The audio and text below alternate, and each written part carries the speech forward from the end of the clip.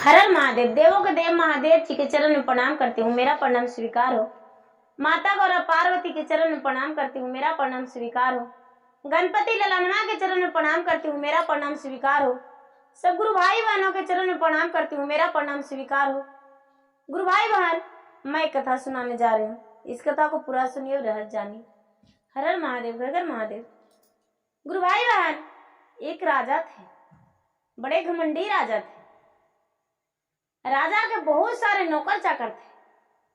राजा का राज भी बड़ा था, लेकिन राजा साहब कोई दान पुण्य, कोई पूजा पाठ नहीं करते थे। उन्हें कोई देवी देवता से मतलब नहीं था। राजा साहब अपने सामने किसी को नहीं लगाते थे। राजा साहब के एक नौकरानी थी, उसका एक बेटा भी था। राजा साहब सबसे ज्यादा उसी को मानते थे, उस नौकरानी को। राजा साहब के आज्ञाकारी नौकरानी थी। वो नौकरानी जो थी, समय समय से राजा के घर जाकर काम पटाया करती थी, और कोई भी कार्य राजा कह देते थे तो नौकरानी नहीं टालती थी, कभी भी हाँ ही कहती थी। राजा बड़े खुश रहते थे। एक दिन का बात है कि रानी ने अपने नौकरानी से बोला, राजा साहब कोई पूजा पाठ नहीं करते, प्रतिदिन तू पूजा पाठ करके मेरे घर आती हो, और राजा साहब को यदि पूजा पाठ करने के लिए कोई बताता, कहता, तो मुझे भी मौका मिलता उसी बहाने इधर उधर घूमने का, मंदिर जाने का, अच्छा लगता। नौकरानी कहती है, रानी साहब चिंता मत कीजिए, मेरे घर शिव चर्चा है और हम राजा साहब के निमंत्रण करेंगे। वो जो दासी थी वो बोली राजा को, ही राजा साहब, आप तो बड़े राजा हैं, मैं तो एक आपका दासी हूं। मेरे घर भोलेनाथ का शिव चर्चा रखा है, क्या आप और रानी साहब दोनों मेरे घर आ सकते हैं? बड़ा अच्छा लगेगा। राजा ने बोले, मेरे पास वक्त नहीं है, हम नहीं आ पाएंगे। राजा रानी दोनों के बारे में इनकार कर गए और नहीं गए। दासी ने सोची, राजा साहब बड़े प्यार भरे बात किए, क्यों ना प्रसादी ले जाकर राजा के दूं। जो बेचारी दासी थी और दासी का पुत्र दोनों मिलकर थोड़ी सी प्रसादी लेकर आए और राजा को बोले, हे राजा साहब, आपके लिए हम प्रसादी लाए हैं, मेरे घर चर्चा हुआ था, चर्चा करवाए थे, ये प्रसादी आप पा लीजिए। राजा ने क्या किया कि प्रसादी के देखते दासी को दो हाथ धर दिए और प्रसादी को नली में फेंक दिए ले जाकर। दासी को अपना घर से काम से निकाल दिए, अपना घर से काम से निकाल दिए। दासी मां बेटे दोनों रोते वापस आ गए, और घर में बैठकर रोने लगे। अड़ोस पड़ोस सुने तो कहने लगे, अरे जो राजा घर के नौकरानी है, पता नहीं किस कारण रो रही है। सारे लोग जब पूछे तो नौकरानी ने बताई कि राजा ने मुझे प्रसादी देने के कारण मारे हैं। सारा लोग ने इस बात को सुनकर बड़े दुखी हुआ। बेचारी भोलेनाथ की पुजारी थी, भगवान के मंदिर में जाकर कहती है, भोलेनाथ, राजा के इतना बड़ा घमंड कि रानी के कहने पर हम राजा के प्रसादी देने गए तो मुझे राजा ने मारा अपमानित करते हुए नली में डाल दिया। हे भोलेनाथ, यदि मैंने सच्चे पूजा किया होगा तो मेरा याद राजा को आ जाए और हम कुछ नहीं जानते हैं। दासी ने ऐसा सोचकर पूजा की।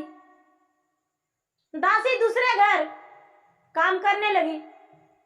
गुरु भाई बहना, राजा का घर में आपत्ति विपत्ति आने लगा।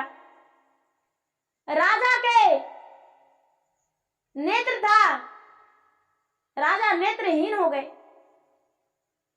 राजा को दिखाई नहीं देने लगा।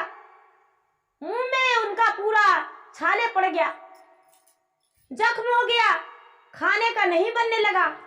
अब राजा पूरा दुखी हो गए। राजा के पास कोई दासी डर से नहीं आता। रानी थक चुकी थी।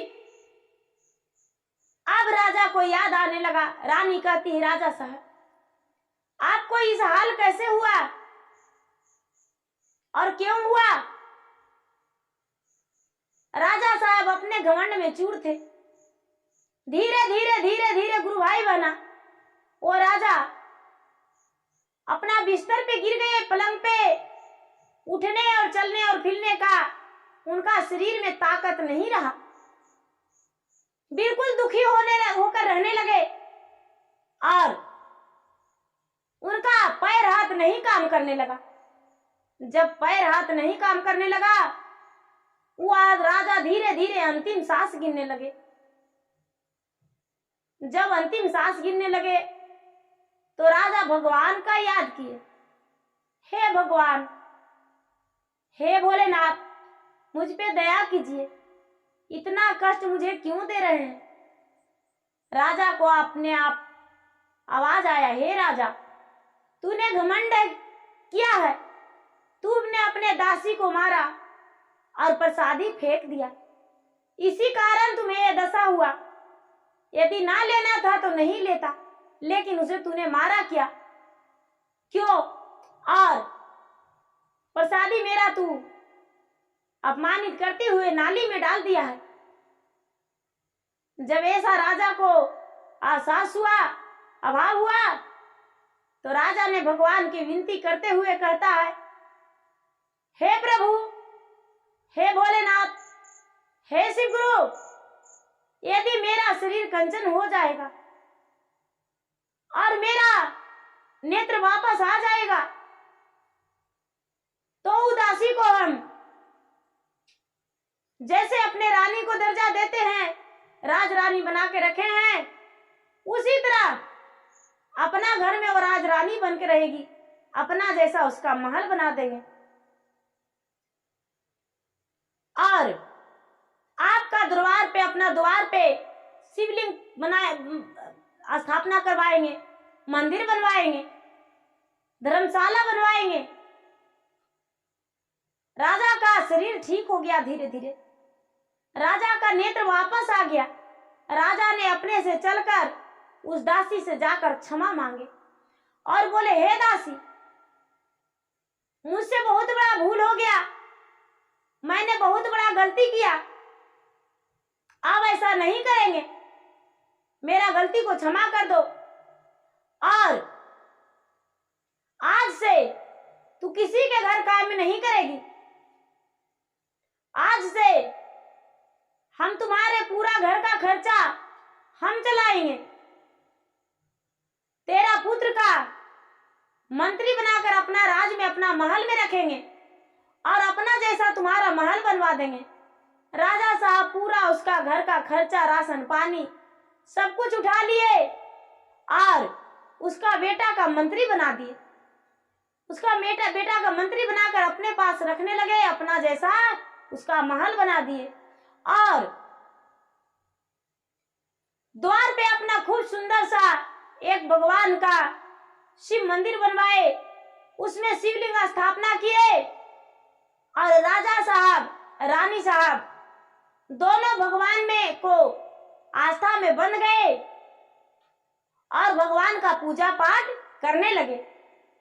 सारा लोग कहने लगे, लो, राजा साहब हम लोगों का पूजा करने से मना करते थे, लेकिन आज राजा को क्या कारण, क्या आफत विपत आया जो राजा साहब पूजा करने लगे। राजा साहब अपने दिल की बात सच सबसे बताए और सबको कहने लगे आप लोग भी पूजा कीजिए, क्योंकि भगवान ही एक है जो सबका रक्षा करते हैं और जन्मदाता है। भगवान से बड़ा कोई नहीं संसार में है। सब कोई भगवान का पूजा करो और भगवान के भजन कीर्तन सब कोई करो। आज भोला के कीर्तन हमारे अगेना, आज भोला के कीर्तन हमारे अगीना, हमारे अगीना हो हमारे अगीना, आज भोला के कीर्तन हमारे अगेना, आज भोला के कीर्तन हमारे अगेना। कीर्तन सुनने को ब्रह्मा जी आए, कीर्तन सुनने को विष्णु जी आए, विष्णु जी आए, लक्ष्मी जी आए, ब्रह्मा जी आए, सरस्वती आए। आज चक्र चलेगा हमारे अगेना, आज कमल सजेगा हमारे अगेना, आज भोला के कीर्तन हमारे अगेना, आज भोला के कीर्तन हमारे अगेना, आज भोला के कीर्तन हमारे अगेना, आज भोला के कीर्तन हमारे अगेना। कीर्तन सुनने को कान्हा जी आए, कीर्तन सुनने को कान्हा जी आए, कान्हा जी आए, राधा जी आए। आज बंसुरी बजेगा हमारे अगेना, आज बंसुरी बजेगा हमारे अगेना, आज भोला के कीर्तन हमारे अगेना, आज भोला के कीर्तन हमारे अगेना।